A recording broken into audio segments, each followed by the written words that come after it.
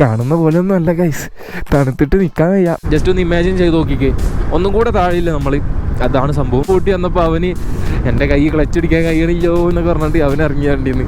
ആ ഒരു മലയുടെ ഷേപ്പൊക്കെ നോക്കിക്കേ. അയ്യവാ,